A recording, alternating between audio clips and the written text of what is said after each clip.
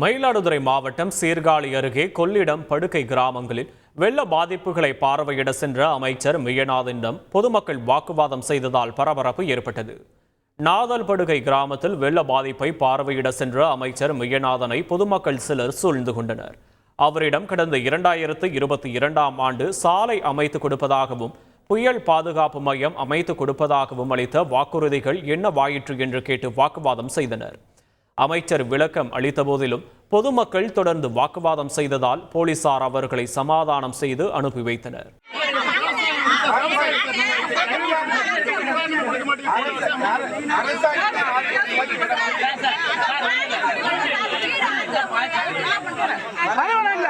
சொல்றதுக்கு உனக்கு உரிமை இல்லப்பா.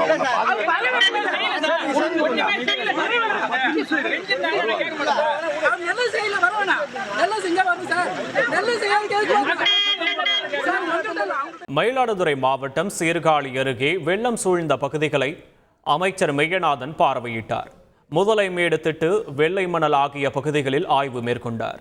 இதனையடுத்து செய்தியாளர்களை சந்தித்த அவர் மாவட்ட நிர்வாகம் சார்பில் எடுக்கப்பட்டுள்ள நடவடிக்கைகளை எடுத்துரைத்தார். கிட்டத்தட்ட 7 முகாம்களில் 1400 குடும்பங்கள் 5400 பேர் தங்க வைக்கப்பட்டு அவர்களுக்கு 3 வேளையும் உணவு வழங்கப்பட்டிருக்கிறது. அவர்களுக்கு தேவையான அடிப்படை வசதிகள் அத்தனையும் தொடர்ந்து வழங்கப்பட்டு வருகிறது. மாவட்ட நிர்வாகமே ஒட்டுமொத்தமாக இந்த மக்களை பாதுகாக்கின்ற பணியில் முழுமையாக ஈடுபட்டு வந்திருக்கிறோம். காய்கறிகள், அதே மாதிரி பருத்தி போன்ற, வாழை போன்ற விவசாயங்கள் பாதிக்கப்பட்டிருக்கிறது. அதற்கான கணக்கெடுப்பு பணிகளும் நடைபெற்று வருகிறது.